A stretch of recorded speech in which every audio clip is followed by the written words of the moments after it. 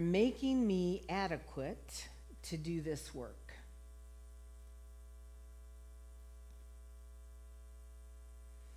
He went out on a limb,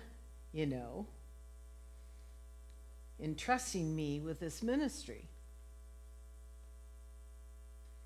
The only credentials I brought to it were invective and witch hunts and arrogance.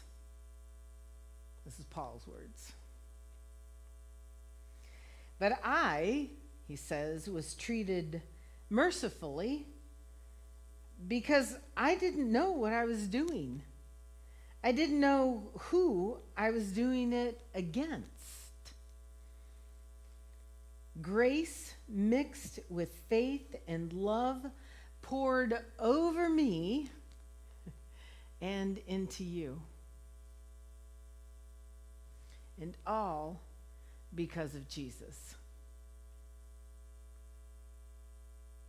So here's a word that you can take to heart and depend on.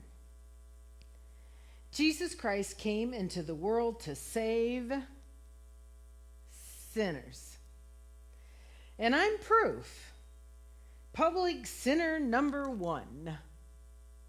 He liked to say that. Of someone who could never have made it apart from sheer and pure mercy.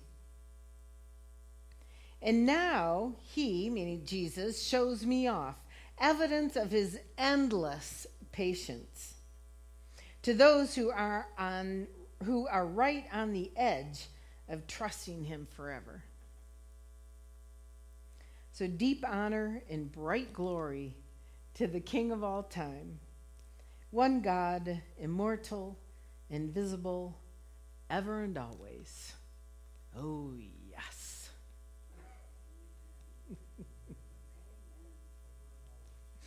Yeah, you want to say that with me? Okay. Deep honor and bright glory. You say it. Deep honor and bright glory. Okay, you got it. Yeah. Okay, look up a little. Put some hands. I know we're not comfortable to us as Methodists, so just your elbows. Just get your hands up near your face. That'll be enough. Deep honor and bright glory. To the King of all time. One God. Immortal. Invisible. Ever and always. Oh, yes.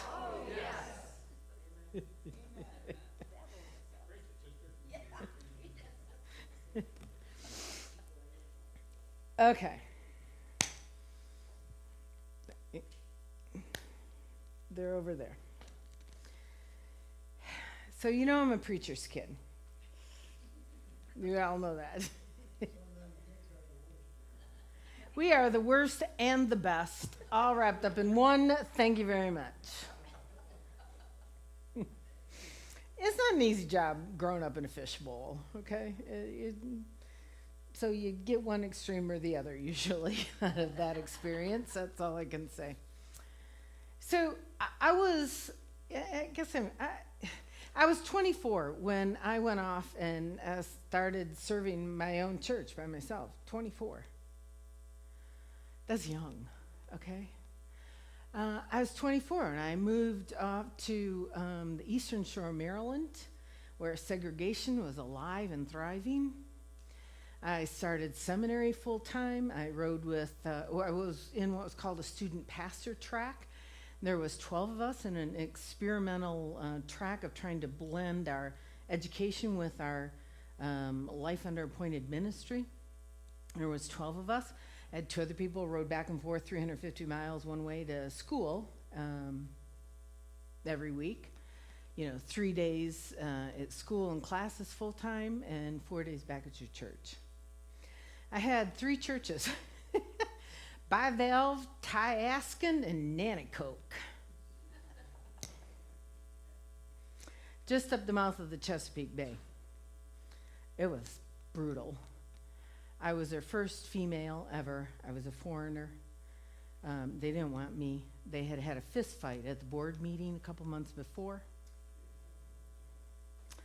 My 6-month evaluation told me I preached too much love, and I read too much scripture, and if they wanted to read the Bible, they'd go home and do it. They, I had harassing phone calls all the time. My first funeral at 24 was a 32-year-old man who had a brain tumor and went into the hospital, and 2 weeks later he was dead. And in that year and a half that I stayed there, I buried his uncle at 55. He dropped dead in the field. And I buried his 34-year-old brother who rolled his truck and burned up in the middle of the night. I was 24. Okay, this is how it started. I have a lot of stories that I could tell that would, that happens in the church? Yeah, it does. When it came time to, I hit my 30 years and I could retire with my pension fully vested, and it happened. I had already planned to do that. I said I have to have a break. My heart just can't take any more of the abuse from the good church people. And then I met John. After I'd already knew I was going to retire, I met John, and that changed all that. So I got married. The pandemic hits. We were supposed to have this big wedding. We had 12 people because we weren't allowed to have any more. It was still amazing, but I had 2 family members at it because we couldn't have any more. But in the pandemic hit in March. We got married the end of April. We bought a house. First time I've ever lived in my own home ever in my life, including as a kid, because we didn't own our houses either then.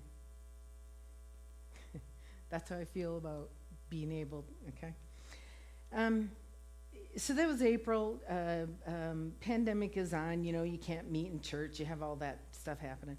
There's no retirement event at all. There's no goodbye party. There's no closure of ministry. None of that stuff. We bought the house June. We moved up in June into West Branch, and I was retired as of July 1st. I wasn't sure where God was. I wasn't sure if I was being released from my call.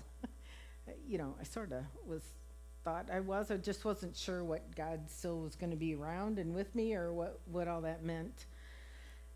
Churches were closed. I had some time to heal.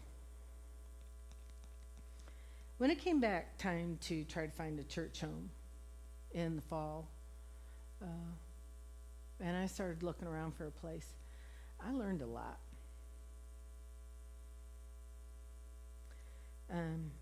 I went to some different places.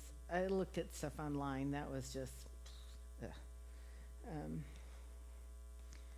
and I shopped a few places. I ended up trying to settle in at West Branch United Methodist, which is where Michelle has gone to. Coincidence. And a lot of things. I had new eyes to come into a church again. I mean, I had that already of some of, the lack of things not there. When you're here all the time and you've been here, you don't see it anymore. You don't see what's tired or what's messy or what's missing because you're just too accustomed to what you already have going. So here I am, been in the area for a little bit, and I come into church in a place that's somewhat familiar to me. One side of this was nobody said hi. There was no greeting. Couldn't get a bulletin. This is post-pandemic. Started to meet a little bit. There was nothing said any place in the bulletin on a wall that said "Welcome, visitor."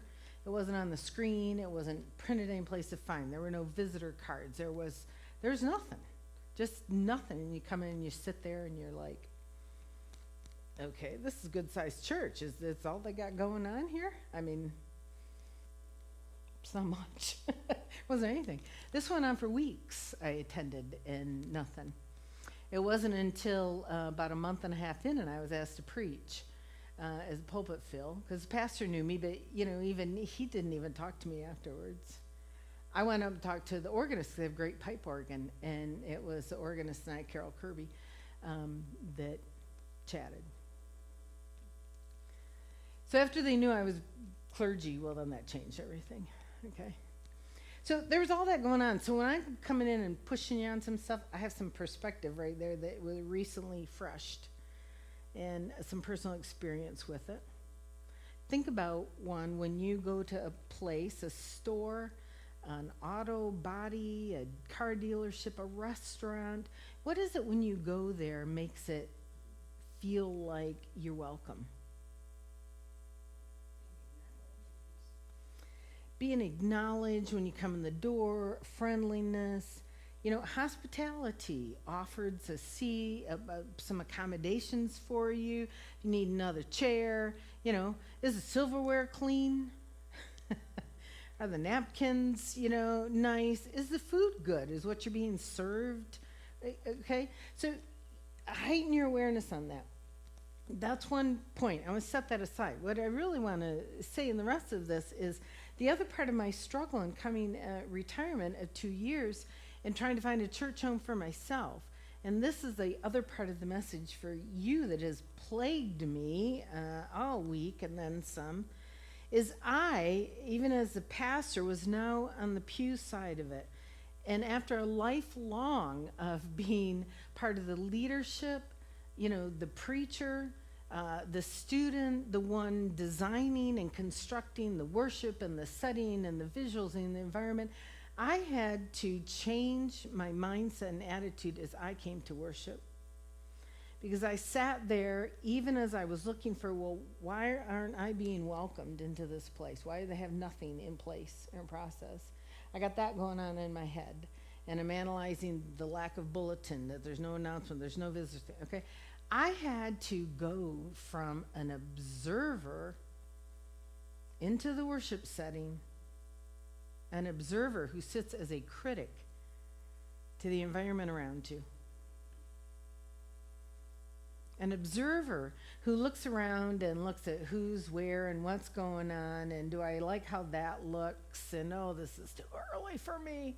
It was 9:30 and I had problems getting there. All this time, well, the observer that sits as a critic and looks around and says, I don't like this, I don't like that, who's got this on, well, why aren't they sitting, oh, that kid's making noise, oh, their phone went off, their hearing aid is buzzing, I don't like, do you get me? The observer who sits there and says, I need to get out of here because lunch is waiting for me at the restaurant. If I don't get there, I know you've all said this because I've heard it every place I've ever been.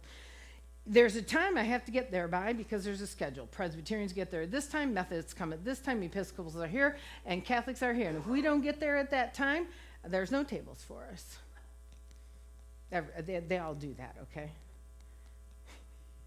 Happens across the board. You hear my point?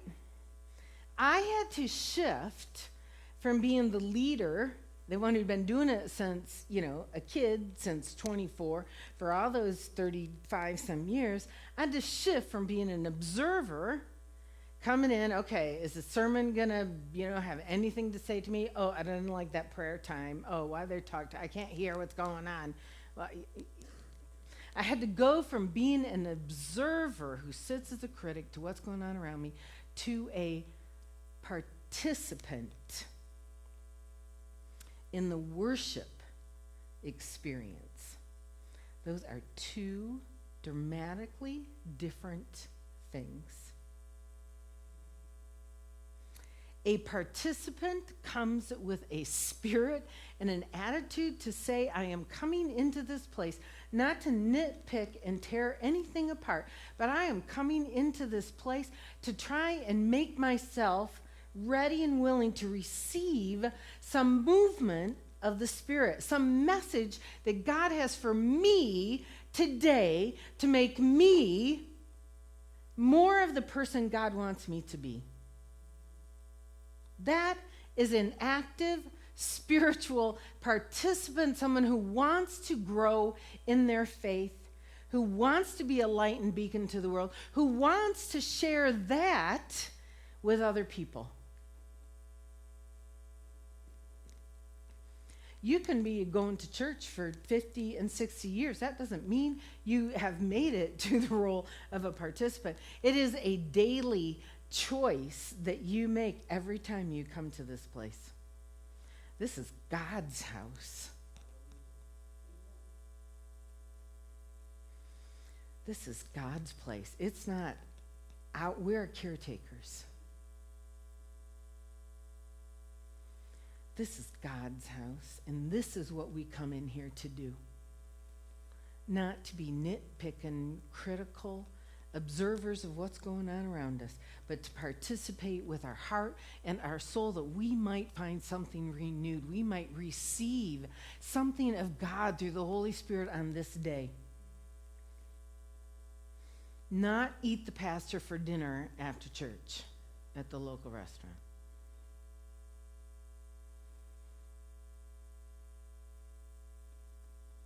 Or anything else. You get my point, don't you?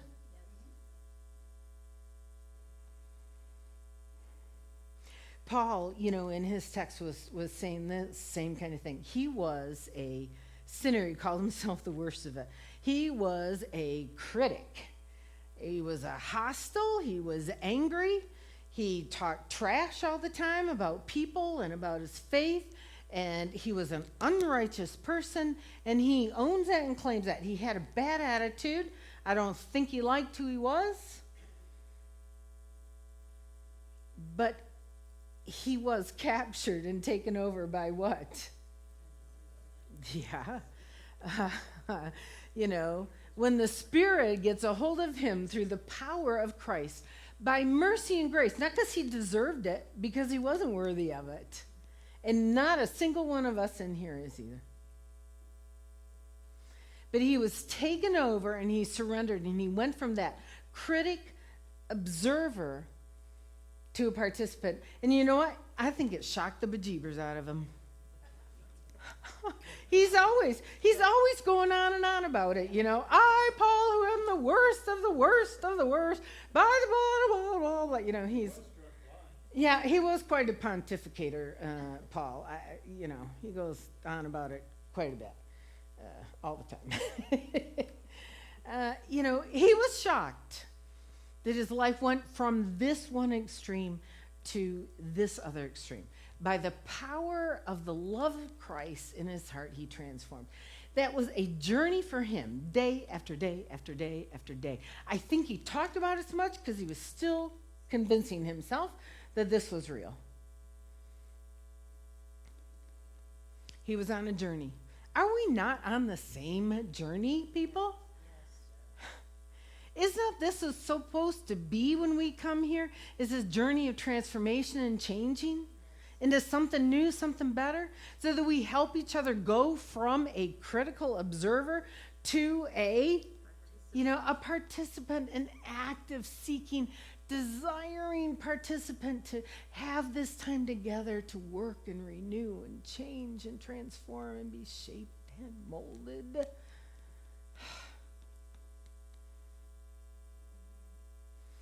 This is what we do here together. We have to hold all of each other accountable to that behavior right there.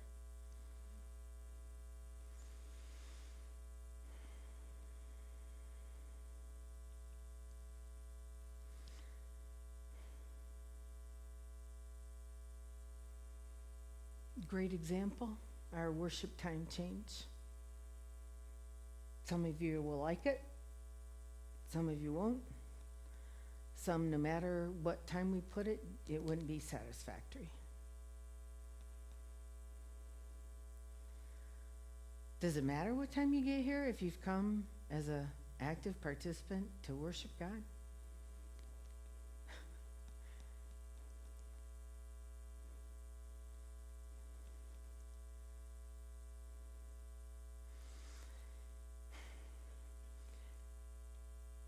this perspective, that shift is a collective energy we put out into the community. If we love our church and we come here to be worshiped and transformed and changed, and that's what we share out there. When you make that invitation and you witness in that way, you know what will happen? So somebody will come. There will be change.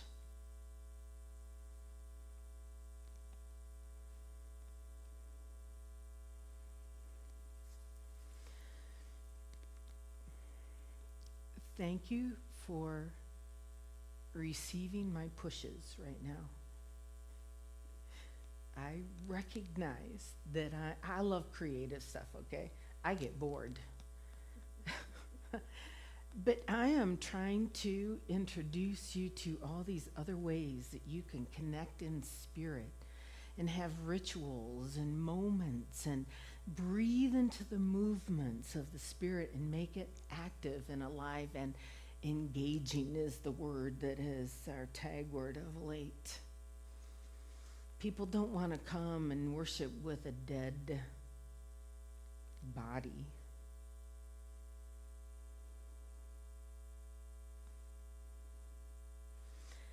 I'm really stoked about what our Member Care Development Committee is doing. We have a good time. If you think committee work is boring, you're just in the wrong one. Because Barbara and Chris and Mysterious Dad and Nancy and John and myself are planning an event. We've got some humorous promos for it, and we've got some more serious stuff too. October 30th, worship Sunday, some activities afterwards, and you are part of this. Your job is going to be to invite non-church people, ones that aren't here. So you take your pick any place around here as far as you want to go. Invite others to be here with us on that Sunday. We're going to help you with it. We're going to give you some samples and directions, and you put that on your calendar, by golly, and be here and start thinking about this. We have to get our tookuses kicked and in motion, people.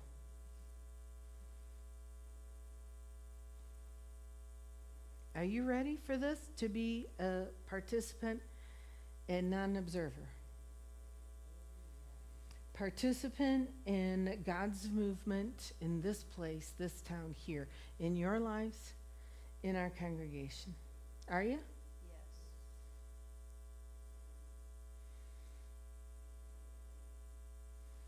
Some of you, it's easier to say yes, I know. I understand that. We're all different types. That's harder for you to do. You pray about that. You simmer with it. You take your meditation time with it. And maybe that's like that piece of clay, that needs work done.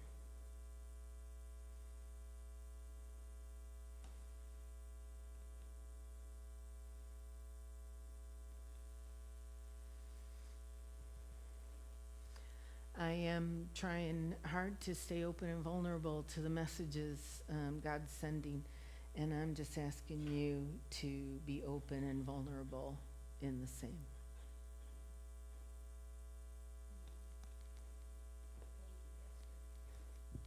Marlene.